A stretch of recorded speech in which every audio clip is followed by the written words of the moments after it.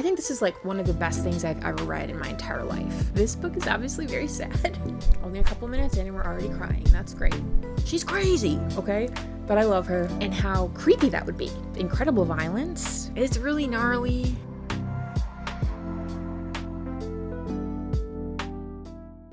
Hi, I'm Sam.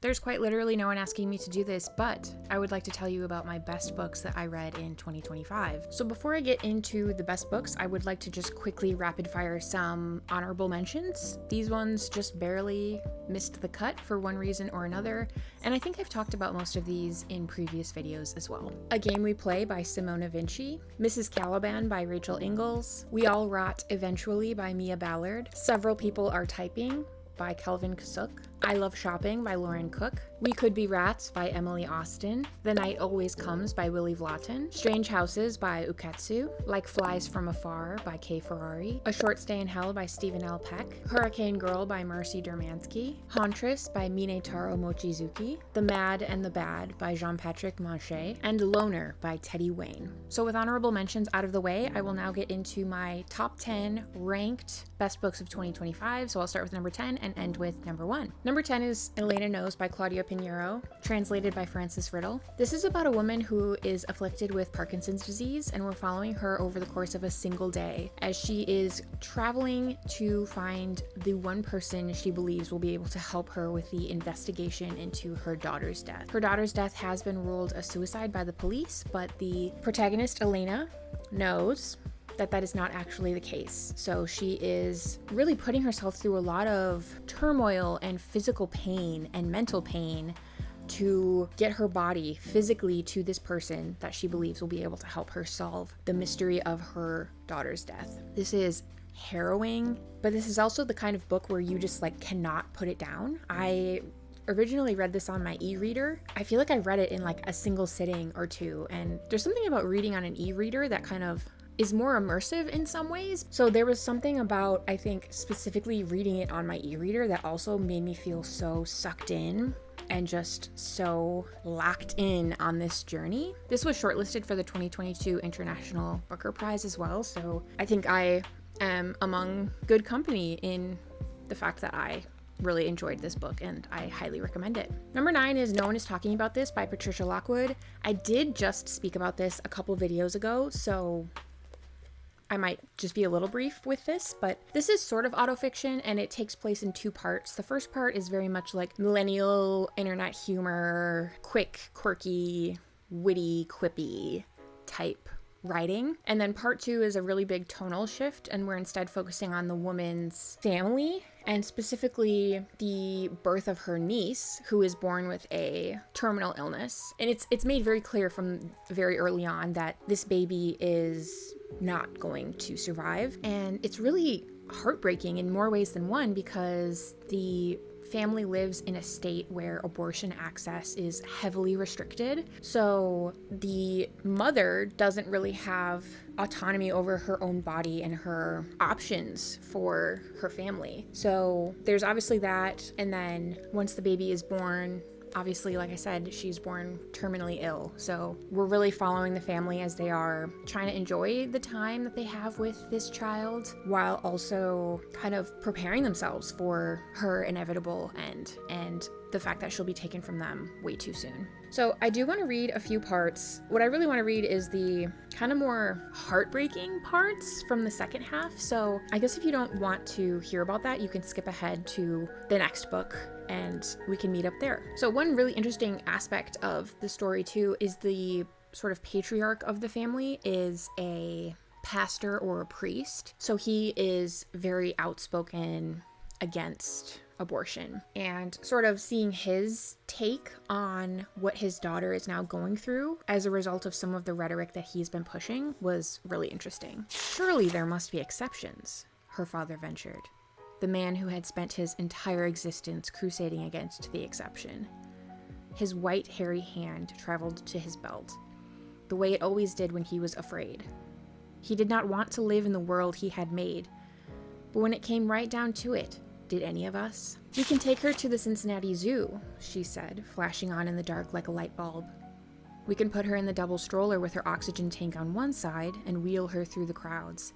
And when we get to the elephant enclosure, we can wrap a finger around her finger and squeeze to show her how the little ones hold on to their mothers.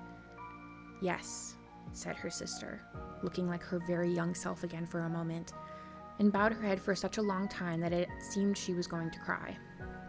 We can also mourn Harambe.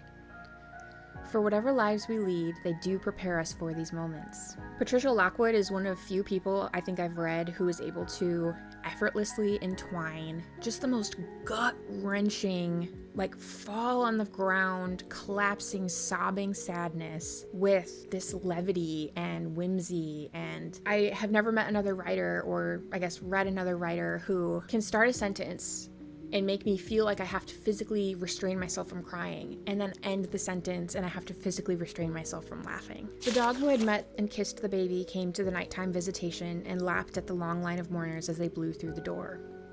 Animals are allowed? She asked the funeral director. Animals are allowed, he said, and told her that once a horse had come and was led up the aisle, so he could nuzzle his owner for the last time, seeking among her face for sugar cubes, breathing the just-cut hay of her hair, still feeling in his body the hot red yes that jumped to her smallest commands.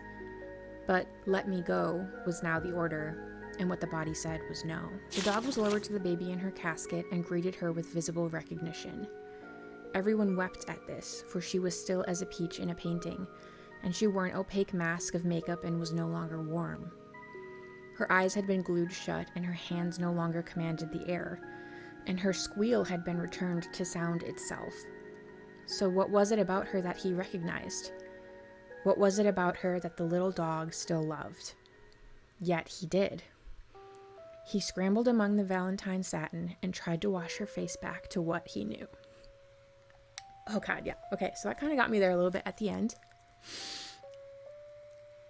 I'm not gonna cry on the internet. Okay, so this book is obviously very sad. Only a couple minutes in and we're already crying. That's great.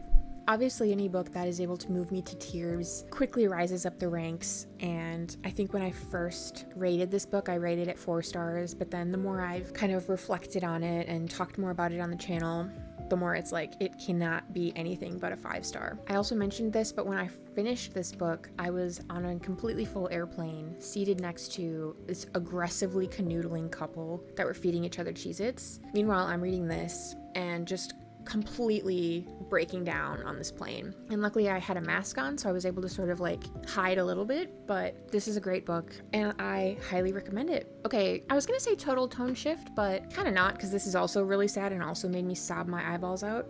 But number 8 is Takopi's Original Sin by Taizan 5. This is about a happy little alien who the protagonist names Takopi, who crash lands onto Earth with the mission of making Earthlings as happy as possible. And he happens to run into Shizuka, who is an elementary school girl who is probably one of the most miserable Earthlings he could have ran into. She is the daughter of a single mother who has to work constantly to provide for her, and that still really isn't enough, so she spends most of her free time alone and kind of neglected, honestly. She is ruthlessly bullied at school. She is the victim of incredible violence for someone who is so young, and I thought this was great. There's something really endearing about the juxtaposition between really happy Takopi and then Shizuka, who just has never really had the luxury of experiencing happiness, so she doesn't even really fully understand what Takopi is wanting for her. I like this because the story really sets it up and you think it's gonna go one way, but then as you start to get the point of view from more and more characters, it kind of flips it on its head. I also really love when stories provide the point of view of the quote-unquote villain and then kind of try to pull apart the layers of that. And I guess I just really like stories that explore the concept that, you know, obviously no one's ever completely a villain. Everyone's the villain in someone else's story. I guess that's my long way of saying the characters in this feel really complex and nuanced, and especially for them being elementary school kids, I think it's really impressive. And yeah, this was another one that had me sobbing my eyeballs out by the end of it. It is very bleak, very dark, so I would look up, honestly, any of the books I talk about on any video on any part of my channel. Please look up content warnings, but this is very dark. But I think if you can handle it, you should read this. It's very good. Number 7 is Strange Pictures by Uketsu. and this was translated by Jim Ryan. I was not expecting to enjoy this one as much as I did. This is a kind of creepypasta feeling internet mystery. So it starts out with these blog posts that these two university students stumble across. The blog posts contain pictures, and through the pictures on the blog posts, they start to speculate that there is some sort of tragedy or mystery that happened that caused the user to stop uploading onto the blog. So the entirety of this book is structured around 9 drawings and pictures. And honestly, I think it's been a while since I read this, but I think we follow other people as well besides just the 2 university students who we follow initially. We kind of start to follow different people around Japan, and then the stories all get closer and closer until you realize that they're all connected. I don't know, there was just something about this that was so fun. I couldn't wait to pick it back up when I was reading it. It's interesting because I don't feel like this was a perfect book, but there's something about it that just made it a 5-star for me. So I think if you're interested in mystery, creepypasta horror, internet rabbit holes, I think you'd really like this book, so I would recommend it. Number 6 is Bad Man by Dathan Auerbach. I have read Penpal by Dathan Auerbach, also loved that. I believe that was also on my best books of whatever year I read that. So then, I don't know, I don't think I was expecting to like this as much as I did. I was daunted by how long it is, but this is another one where I read it on my e-reader. So this is about a man who starts a job at his local grocery store where his younger brother had been kidnapped from when they were children. So when they were kids, he and his brother were at the grocery store, and then basically on his watch, his little brother was taken. So he applies to work here with the hopes that he can try to figure out where his brother is, what happened to him. I'm so burnt out on murder mystery, thriller type books. So I also was surprised by how much I like this, because it's we're following someone who's trying to unravel the mystery of a missing child. But for me, what was really successful about this were the descriptions of the main character when he's working at the grocery store, because he works the overnight shift, stocking the shelves. And Dathan Auerbach just did a fantastic job capturing that liminal feeling of being in a grocery store by yourself after hours, and how creepy that would be. I would feel like I would be constantly looking down the aisles and around the corners waiting for someone to jump out at me. So this was another one where I would read it for a while, have to go to work and do other basic survival tasks for myself, and just constantly be thinking about, I cannot wait till I can go home and read more of Bad Man. I think definitely if you've read Penpal, you should read this, because he again has that very similar kind of creepypasta, just chronically readable writing style. But I think even if you haven't read Penpal, you should read Bad Man and tell me if you like it, and then also read Penpal, because both are really good. Number 5 is A 5-Year Sentence by Bernice Rubens. Not gonna lie to you, 20 minutes ago this was way higher up the list, but as I was flipping through all of the books to see if there were any excerpts I wanted to read, the other ones just kind of edged this one out a little bit. So I read this way at the beginning of 2025. This is about this zany woman named Miss Hawkins who is retiring, and because her entire life has been dedicated to someone else telling her what to do and being obedient to a fault, the prospect of retirement to her feels like a death sentence. So she has planned to end her own life when she leaves her work on her last day. But a coworker gifts her a 5-year diary so she can write about what she does on her retirement. And Miss Hawkins takes this as basically a prison sentence, really. She feels okay, I got this 5-year diary, so I am obligated now to fill out every day of this diary. And it almost becomes her new job. So this completely does away with her plan to end her own life. And instead she is wallowing in the fact that she has to fill out this 5-year diary. But she is so cuckoo crazy bananas. What she does is she'll write out what she wants to do in a day to basically force herself to do it. Instead of saying I want to have dinner with a man today, she'll say had dinner with a man. And because she already wrote it in the past tense, she feels I have to make this happen. I have to move heaven and earth to make this happen. So in that instance, when she says had dinner with a man, she puts a mirror up opposite her at the dinner table, draws a mustache on it so that when she's looking at it, it looks like she's having dinner with a man. She's crazy, okay? but I love her. She's amazing. So yeah, we're just following her antics as she fills out this diary. We also get flashbacks of her really tough upbringing in this orphanage. She also crosses paths with this man who she kind of starts to pay for his services. That's all I'm gonna say, because they're not what you think. But all those interactions are very funny. If you're wanting a funny book and you like reading about older, elderly protagonists, you're gonna like this one, guys. You should read it. Number 4 is The Bee Sting by Paul Murray. I don't think I've talked about this yet on the channel. I think this is like one of the best things I've ever read in my entire life. Objectively, this is a phenomenal book.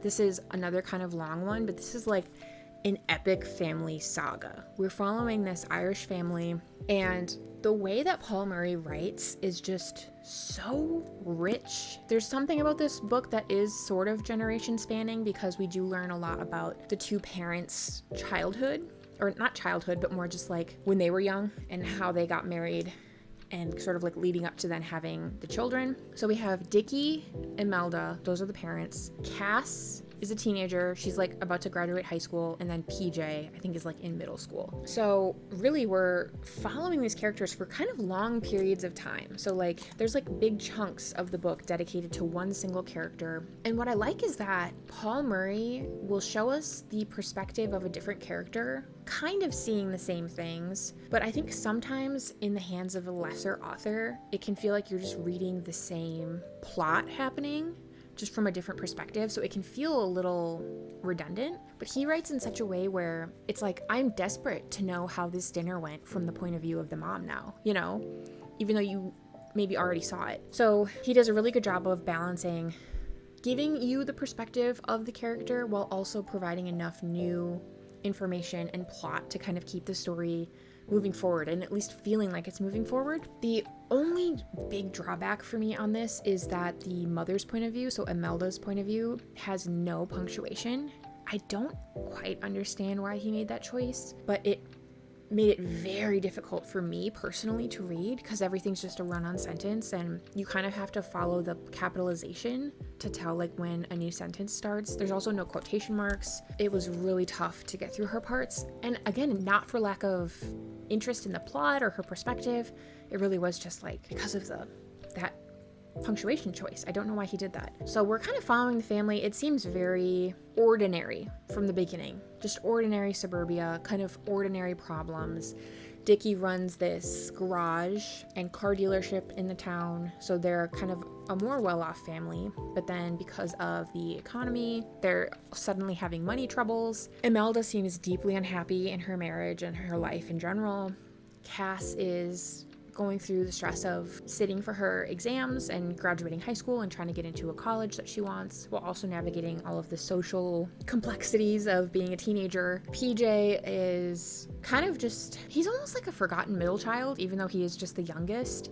He's kind of neglected. No one really wants to listen to him. He doesn't have any super close friends except for one boy that he talks to on the internet, who, as we learn more and more about him, it's a little concerning that he might not be who he says he is. So I love how the story starts out where it seems like very ordinary suburbia on the surface, and then as we move forward with each of the characters deeper and deeper, it really does feel like a descent into madness and chaos. And what really lends itself to that as well is, you know, we'll start out with each character and we'll be with a character for a big chunk, like hundreds of pages before switching to another character. But then by the end, it's like we're switching back and forth between characters like every few pages. So it really kind of adds to that frenzy of things are suddenly moving forward really quickly. Every moment I was like, okay, I have an understanding of this is where it's gonna go, this is how it's gonna end, this is why this character acts that way. Paul Murray just completely pulled the rug out from under me. And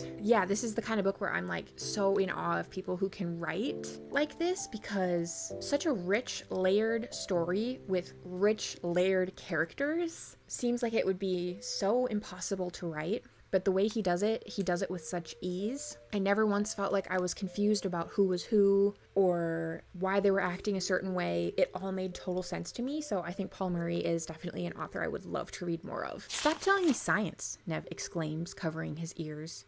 "It's like being in school being with you." He twinkles down at him like God. infinitely able to do everything except understand what you need from him. You couldn't protect the people you loved. That was the lesson of history. And it struck him, therefore, that to love someone meant to be opened up to a radically heightened level of suffering. He said I love you to his wife, and it felt like a curse. An invitation to fate to swerve a fuel truck head-on into her, to send a stray spark shooting from the fireplace to her dressing gown. He saw her screaming, her poor terrified face beneath his as she writhed in flames on the living room carpet. And the child, too. Though she hadn't yet been born, she was there, too. All night he listened to her scream in his head. He couldn't sleep from it. He just lay there and sobbed. Because he knew he couldn't protect her enough. I highly recommend this one. This is probably one of, again, the best things I've ever read in my entire life. I loved it so much, and I think you should read it. Number 3 is Oh Honey by Emily Austen. This is my favorite Emily Austen. I don't know why people don't talk about this one. This is her first thing she ever wrote. I think it maybe is because it's more of a novella, but this is way darker than her other stuff. I love it so much. We are following Jane, a telemarketer who uses a different name each time she calls someone, and she's living with a roommate. She is on probation, I think, for drugs, but she's still actively using drugs and trying to deceive her probation officer. She is really just surviving. I thought this was another one that was really harrowing. It started out kind of just like funny and nihilistic and cynical, but then the more you learn about Jane, you're like, oh, that's enough. Oh no, I don't need to know more. Nope. No, please stop talking, because that is too sad. And then I love the ending. I just love this little book. I think more people should be reading it. It's so freaking good. The elevator in my apartment whines while it lifts me. It cries in its elevator tongue that it is in desperate need of repairs. I am in desperate need of repairs, it bawls. Though fluent in the language of the lift, I am no elevator doctor. I cannot cure the sorry machinery of the disorder that plagues it. I do, however, possess the imagination of a gifted child, and I can therefore diagnose it. Elevator Huntington's disease, a rare and malignant elevator condition with symptoms that occasionally include plummeting rapidly to the bottom of the elevator shaft, horrifically mangling all passengers. The prospect of dying inside of this moving metal coffin does not sit well with me. Imminent death in general actually sits quite well with me, but this is not how I want it to go. I don't want to die because I was too lazy to take the stairs. How was your day? I query politely. Well, I didn't get the job at Taco Bell, he answers, dejected. But you know what? I am almost sure it's because Taco Bell is run by the same people who are responsible for the Armenian genocide. I press my lips together for a moment. Are you suggesting that Mexico had anything to do with... He cackles. Mexicans? Don't kid yourself, Jane. Taco Bell is run by the Germans. You think that the Germans are responsible for the Armenian genocide? He taps his nose. I then say quietly, mostly to myself, you think that Germans are responsible for Crunchwrap Supremes? Keats bursts into my room in a tsunami of body odor. Startled by his unexpected entrance and irritated that he didn't knock, I open my mouth to yell at him. Before my vocal apparatus has had a chance to engage, however, I manage to stop myself. Keats responds poorly to anger. It is best that I internalize my feelings. With any luck, they will manifest themselves as cancer instead, which will hopefully then kill me. Thus, ultimately, my goal of avoiding living this experience ever again might be accomplished anyway. I have been transferred to a special section of the hospital. I am being detained here until someone with authority grants me my freedom. I learned that this process cannot be hastened by punching a nurse. Number 2 is Shy Girl by Mia Ballard. This was crazy, guys. I think my Goodreads review of this is that my mind is boggled and my gobs are smacked. And I stand by that. This is about a young, I think millennial, late 20s, 30s, I think, who is broke, struggling with OCD, just trying to get through life. And she decides to start to work as a sugar baby to try to make more money. And she is hired by Nathan, who wants to have her pretend to be his dog. And that quickly devolves into something a lot more sinister and horrific. And the longer that Gia, the main character, is in his captivity, the more animalistic she becomes. So this was really well written. I obviously annotated it. I've never really annotated a horror book before. So that was so interesting to me because there were parts where I was like, oh, this writing is really good. And then other parts where I was like, I need to not eat for 2 hours now because that is vile. Either way, I think you should read it if you can handle it. It is It's really gruesome though. It's really gnarly. There were parts where I did, like, my jaw did drop because I was like, boo boo, why are we doing this? Why are we doing this? I love reading about women and revenge and kind of like doing whatever it takes to have autonomy, even if that means violence against men. So, okay, and then my number one best book of the year, again, I'm so shocked by this, but I love this so much and I'm like so happy because a subscriber recommended this to me. So I'm like so touched that my best book of the year ended up being one that you guys recommended to me. So that is Cruddy by Linda Berry. This is another bleak, harrowing one, guys. We're following a girl named Roberta Robeson. We're following this dual timeline, and it starts out, it's like, hey, if you're reading this is my manifesto. If you're reading this, it means I have taken my own life. So we're following her as like a teenager in the days leading up to someone finding this. And then when she was like 11, maybe, like elementary school age, when she is forced to sneak into her dad's car as he leaves. So the mother's like, hey, go with your dad, but don't tell him, just sneak in his car. So he has to take you. So she's following along with her dad, kind of going cross country because he's this fugitive. He's a terrible guy, just in general. And yeah, we're following her as she is living with him and being kind of yanked along the countryside with him. This is simultaneously heartbreaking and heartwarming. It's endearing, it's bleak, it's harrowing, it's dark, it's funny. Linda Berry is very gifted. Another one kind of similar to Patricia Lockwood, where she's able to balance this like darkness and levity so well. And that's kind of my sweet spot. I love it so much. She was a big pinch-faced woman with hair that was crispy fried blonde, like old doll hair that had been rubbed all day on the sidewalk. Her eyes were squinting mean, and she was blowing snorts of cig smoke at me. She said, "Get the hell back outside. Don't filthify in here. I can tell you this. A man who has been dead for a week in a hot trailer looks more like a man than you would first expect. The face bloats out giantly in purple black, and there are textures, horrifying textures. But it's the mouth that makes you scream.